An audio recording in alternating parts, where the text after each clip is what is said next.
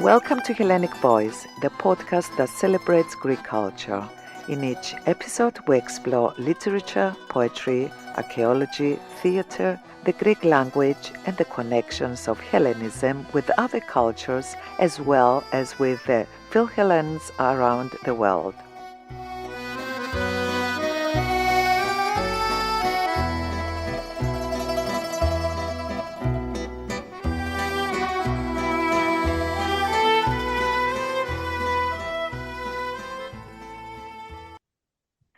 Welcome to Hellenic Voice. I'm Vasula Christodoulou, and today I'm thrilled to be joined by Michael Given, Professor of Landscape Archaeology at the University of Glasgow, who has spent over 30 years exploring the archaeology of Cyprus.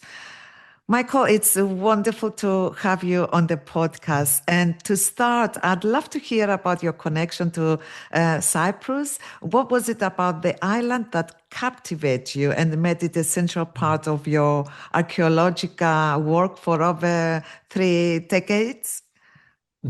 Okay, well, thank you very much for inviting me. Uh, yes, partly it was an accident of starting to work in Cyprus because I talked to the man, the professor who was going to be my supervisor when I started my PhD, and I wasn't quite sure where I wanted to work.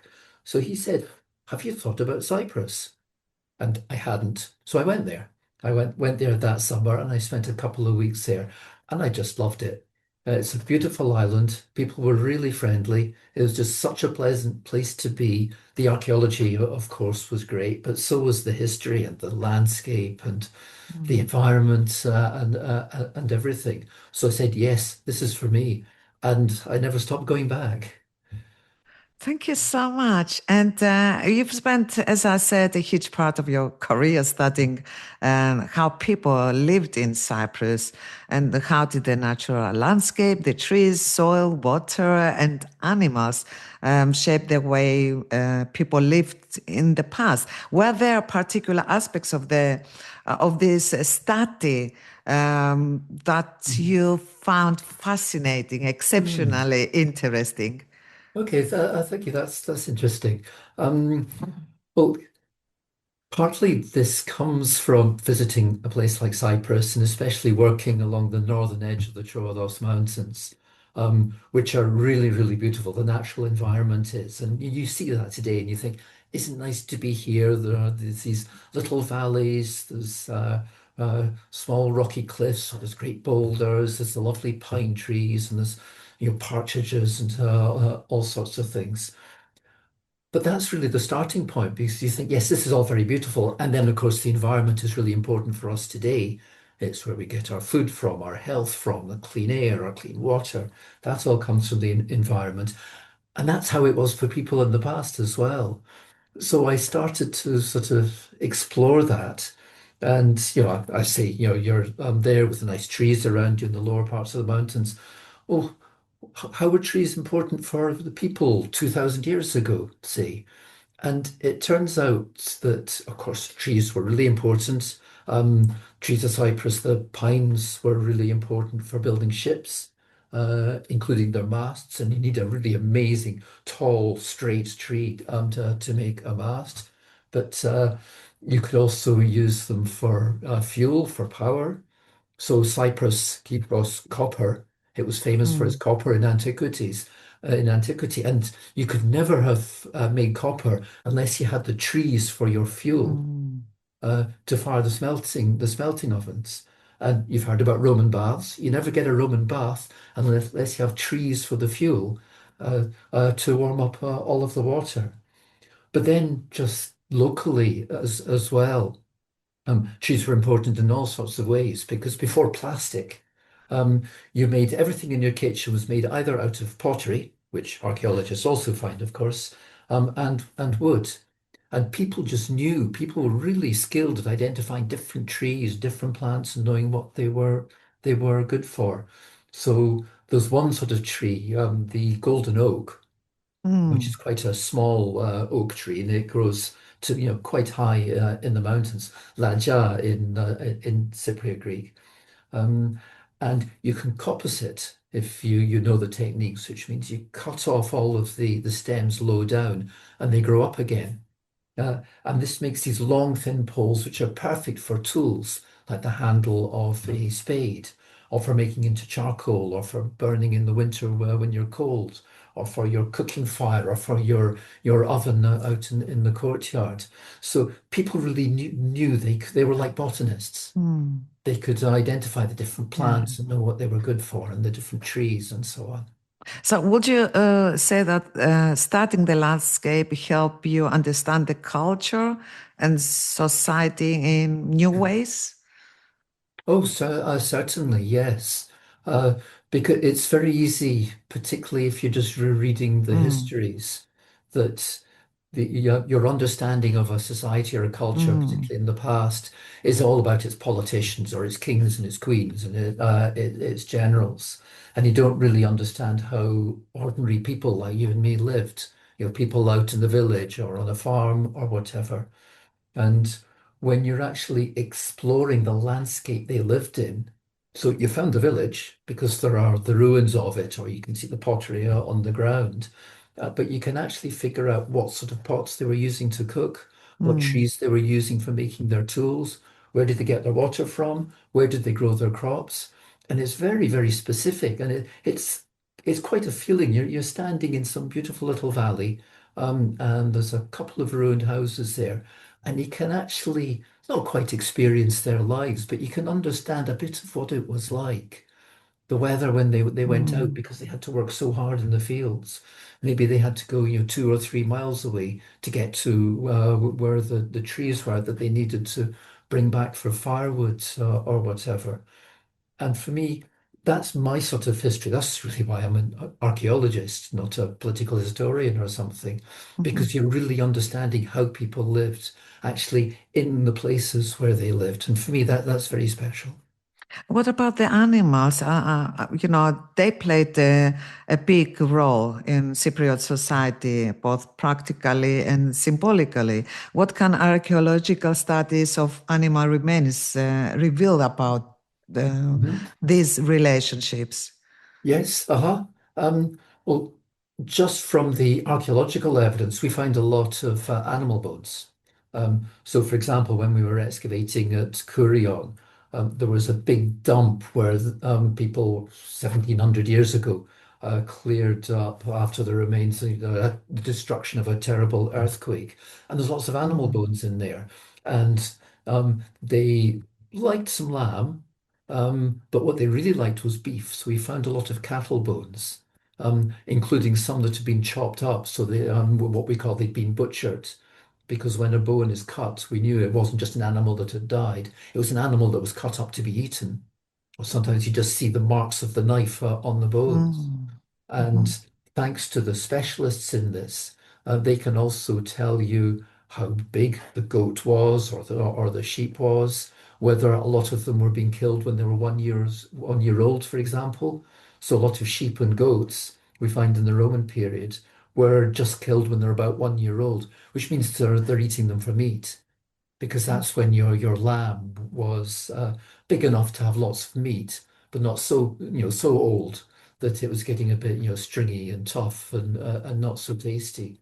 So I mhm. suppose that's evidence for eating ancient Yeah. souvlaki.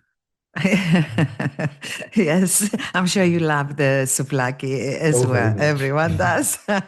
So, uh, what about religion? Do you think they also used animals for rituals or any other significant religious events? Yes, yes, that's interesting, and certainly it's very well known in classical Greece. So sacrifices were really important because you would very carefully kill a perfect, beautiful sheep or calf or whatever it might be, um, as a present for the gods, and then you'd have a bit of a feast afterwards. But in Cyprus, there's not quite so much of that sort of information. But Mm. Kourion is really interesting because Yes. there's We a have to sanctuary. definitely speak about Kourion, and you have a publication Mhm. specifically about Mm, Kourion. So mhm. we would love to hear about it, please. Well, I'm always happy to talk about Kourion. Uh, this famous sanctuary at Kourion called the Sanctuary of Apollo Hylates uh, was famous throughout the ancient world. You know, throughout half of the Mediterranean, pilgrims would come from all over. This is over 2,000 years ago. Uh, and an awful lot of goat bones in particular were excavated from round the altar of the god that was in the middle of this sanctuary. Um, and it seems that the part of the goat that they really liked was were the hind legs. I don't know if it's to make chops or something Mm, like that. Uh, but there was an awful lot of those that were found, perhaps as part of the feasting. And it was a great big altar, and there was burning, and some of the bones were burned. So that was important, that you would sacrifice the animal and then mm, you would burn it on the altar. Because it was important that the smoke would go up to heaven or up to Mount Olympus, where the gods lived.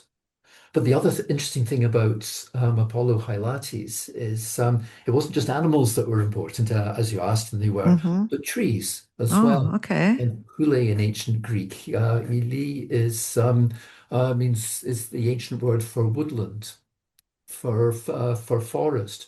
So this is Apollo, the woodland god, and he had a sacred grove there, and you weren't allowed to cut down any of the trees, and you weren't allowed to kill any of the deer that sheltered in Apollo's sacred grove because Apollo would look after them. And there are some huge cliffs near Kourion, and the story is that if you did kill one of the sacred deer in the sacred grove, you would be thrown off one of those Off the cliffs, cliff. and Oh, they are wow. really, really high. You're not going to survive that.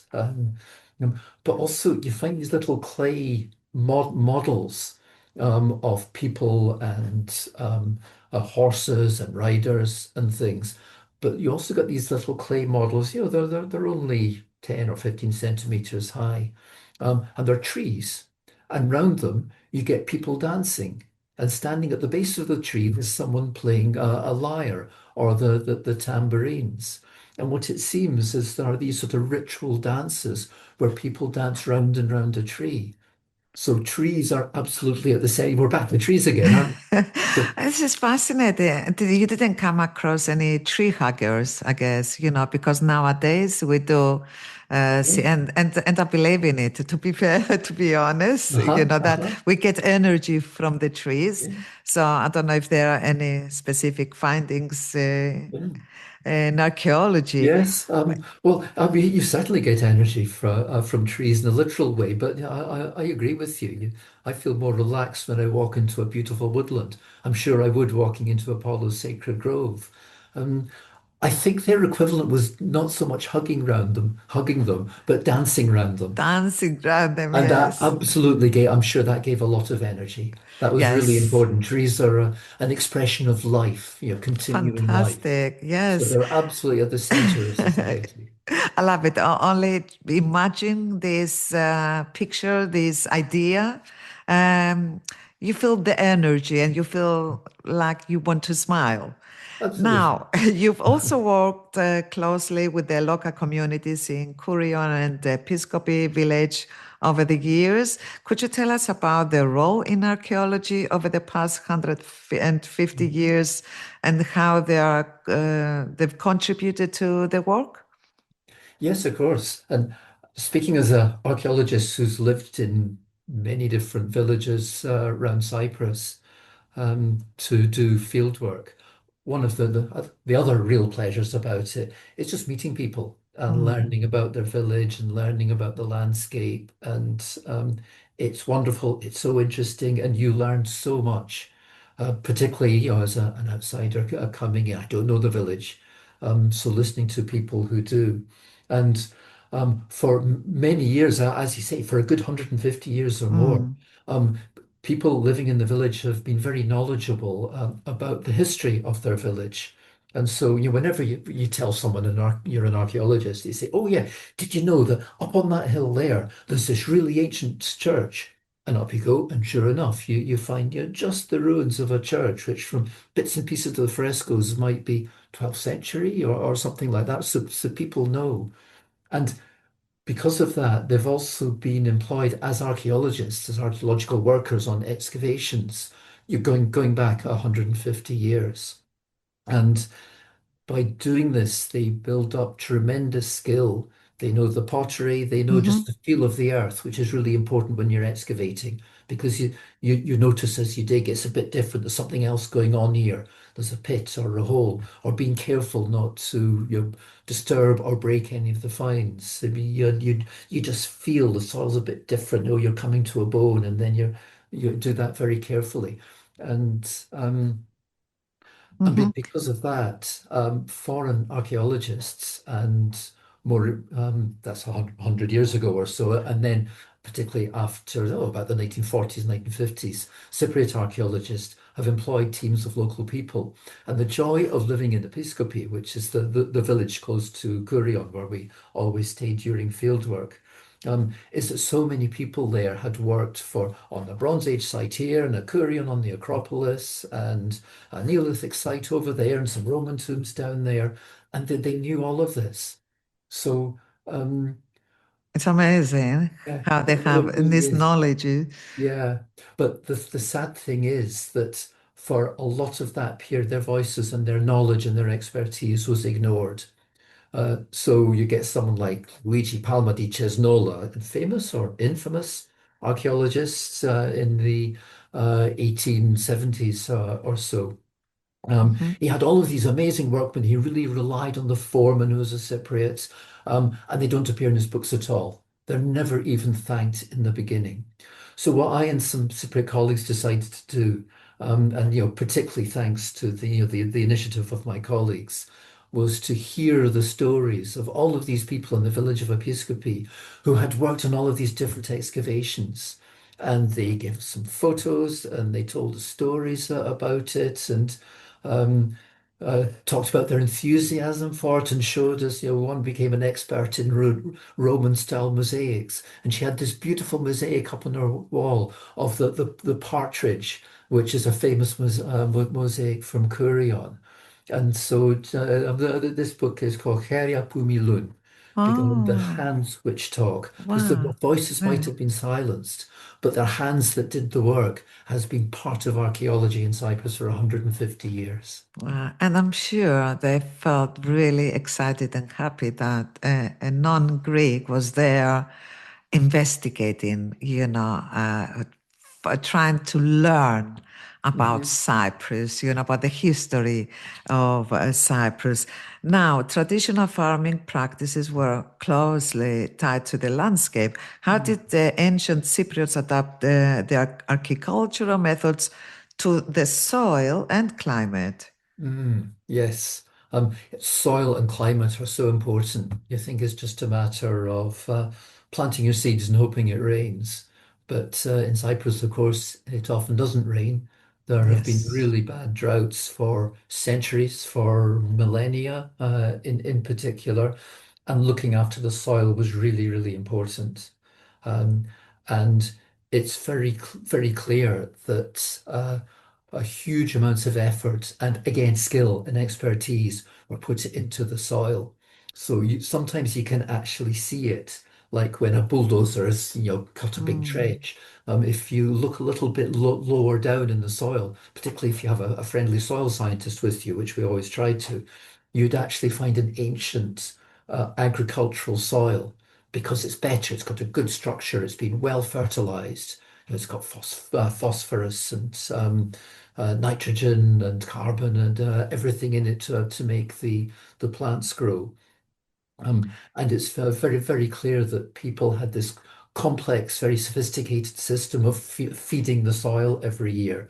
So manure and compost were very important. We've actually found evidence for that. But Mm. also, it's just doing the work. It's making tools. So the plow was a Mm. fantastic invention. Um, and again, you don't just go to a agricultural supplier's website and order it and it turns up next day. Uh, you need the knowledge because different types of wood are used for different parts of it. So the oak is really, really hard. And so you would use that for the sole, the bit that actually does the cutting. And you might have cypress, the tree, cypress tree is a very good handle because it's got a little bit of a spring in it, so you don't hurt your hands when it hits a great big stone underground.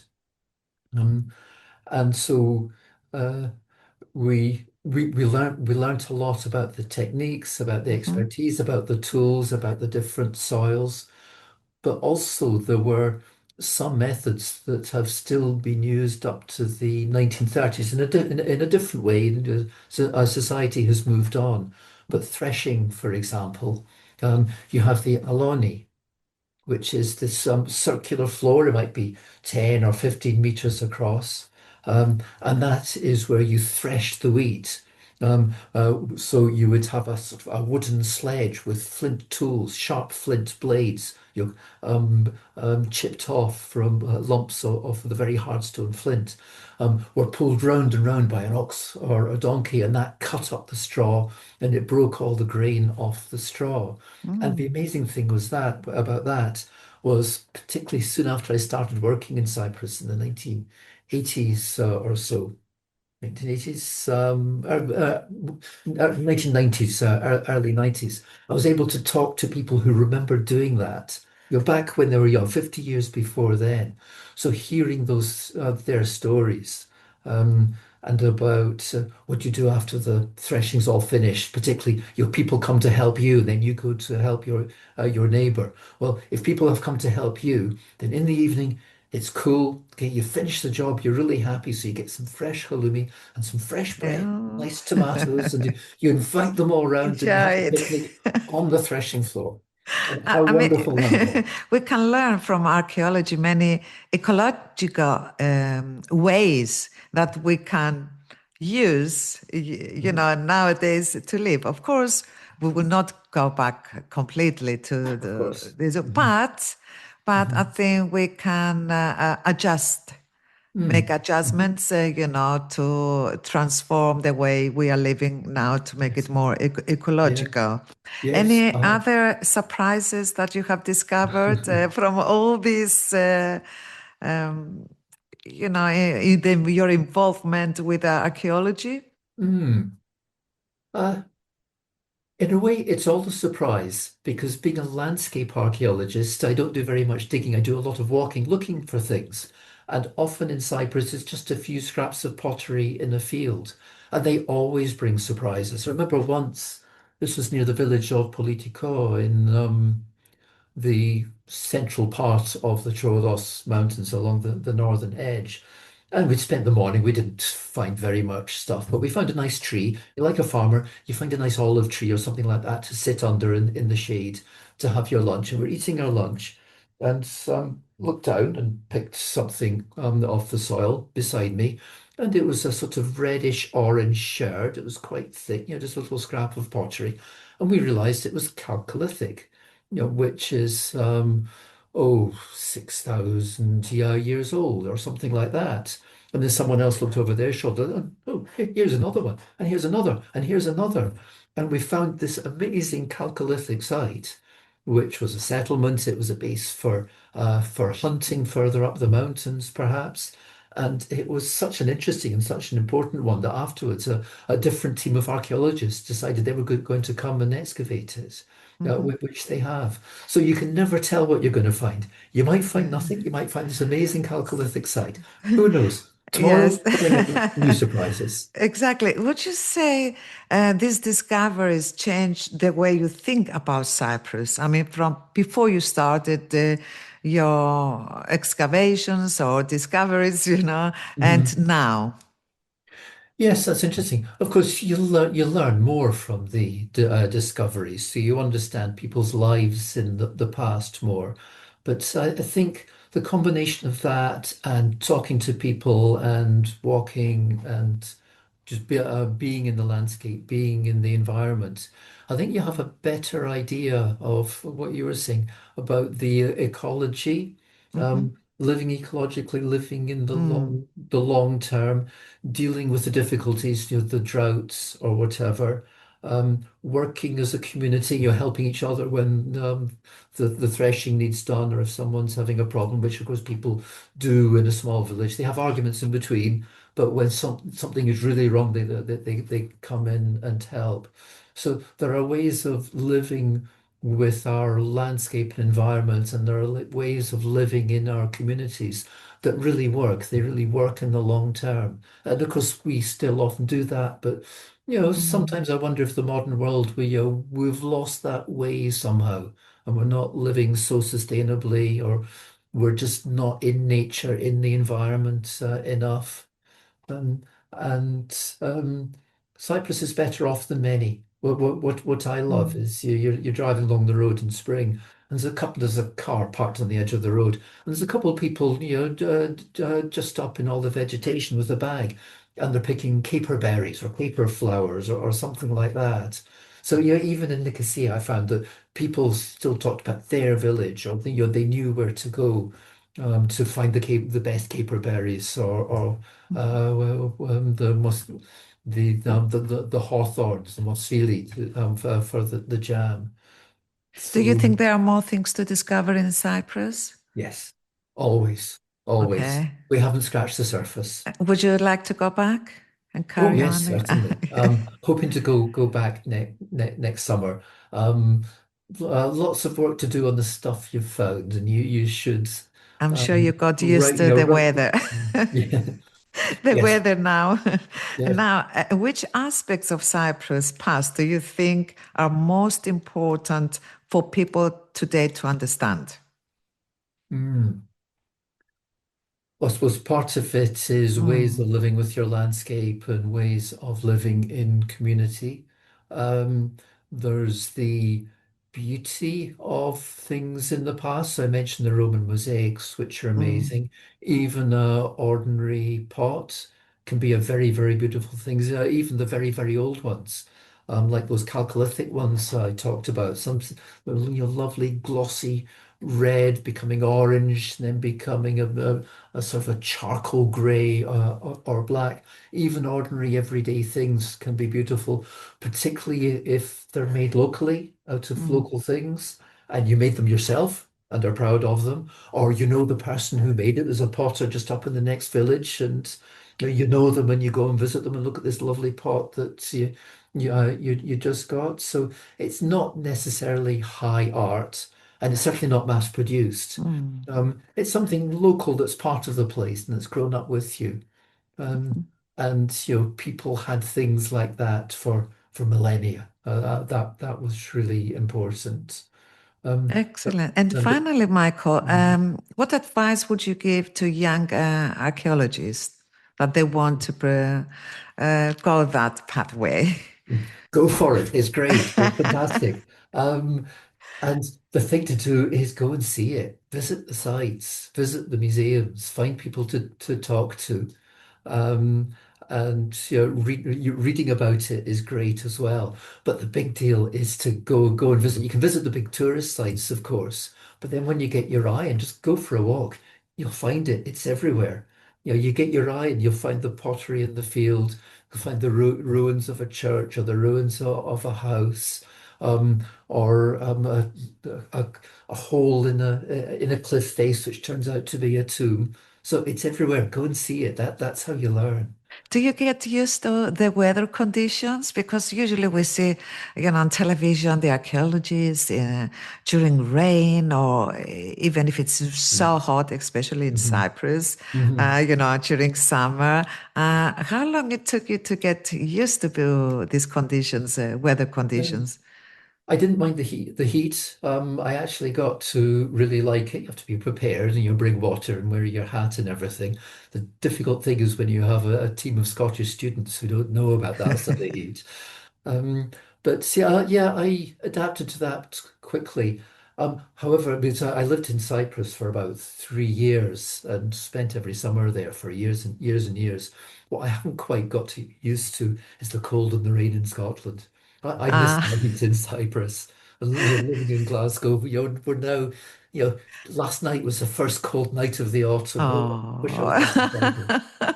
So you're still trying to get used to the Scotland weather. Well, I That's must right. say it's beautiful though. I've been to Scotland and I loved it, and I would Yes. love to In a very go different and way, see, but yeah, the yeah. countryside. It looks Uh-huh. gorgeous. Very Yeah. much. Yes, I totally Right. agree. And Michael, thank you so much for sharing your insights and stories and reflections. It's been fascinating to hear about your work and the incredible ways the people of Cyprus interacted with the landscape over the centuries. And to our listeners, I hope this conversation inspires you to explore the rich history and landscapes of Cyprus for yourselves. Thank you for tuning in to Hellenic Voice. I'm Vasula, and I look forward to bringing you more fascinating conversations next time.